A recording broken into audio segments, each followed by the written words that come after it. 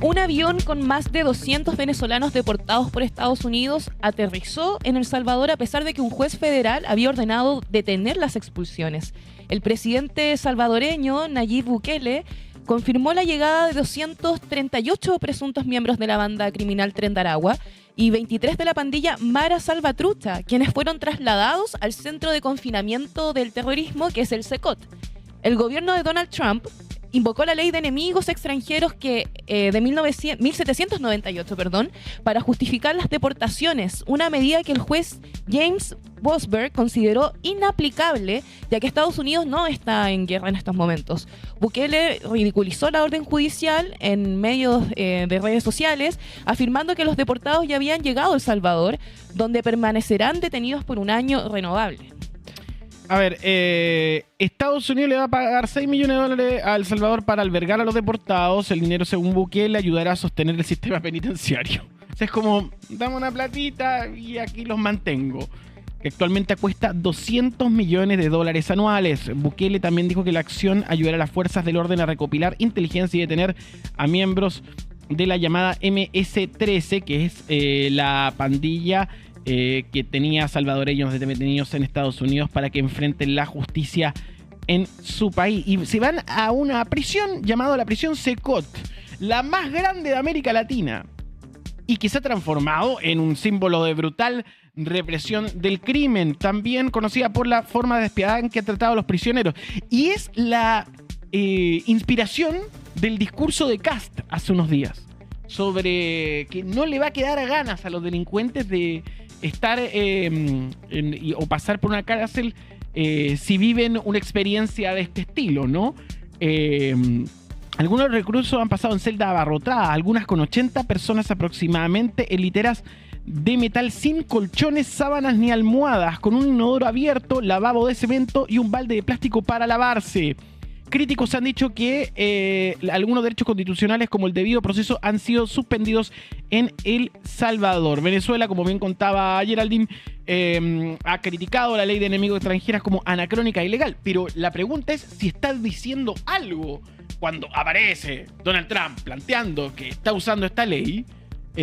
Quizá está enviando un mensaje al régimen de Maduro. Hay que estar muy atento a lo que está pasando con respecto a esta situación. Y justamente como mencionabas, la ley, para tener un poco más de contexto y entendamos de qué trata, esta ley de enemigos extranjeros de 1798 es una ley que permite al presidente detener y expulsar a los extranjeros considerados una amenaza en tiempos de guerra. Consideremos eso, sin garantizarles el debido proceso. Esto fue invocado por última vez en la Segunda Guerra Mundial para internar a ciudadanos de origen japonés, alemán e italiano.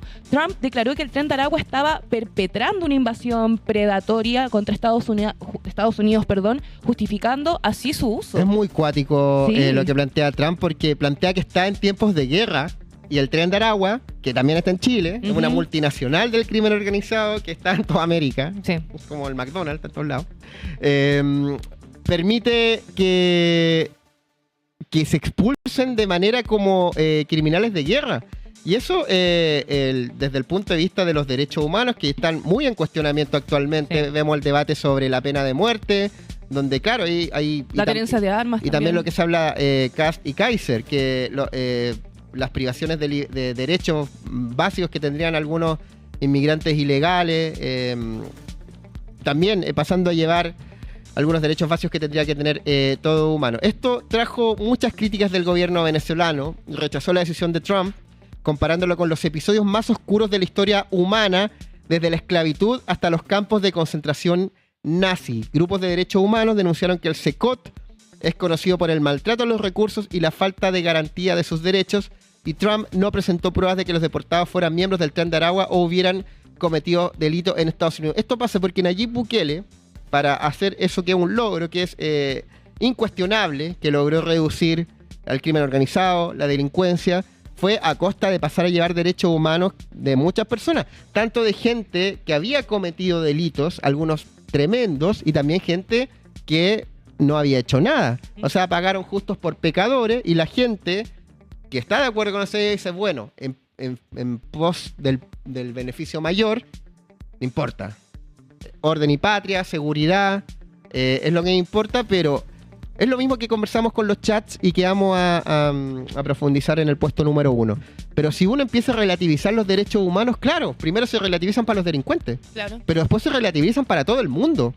O sea, si decimos que, bueno, los derechos humanos a veces sí, a veces no, no, los derechos humanos Aplican para siempre, todo. siempre, nunca se deben dejar a una persona que esté condenada, que esté en proceso de investigación, que sea culpable, sea inmigrante ilegal, sea inmigrante legal. No estoy diciendo que con esto lleguen los inmigrantes ilegales. Yo creo que está muy bien la idea de que a la gente que está ilegal se le deporte o no se le permite la entrada al país, pero otra cosa es que se le quiten los derechos humanos.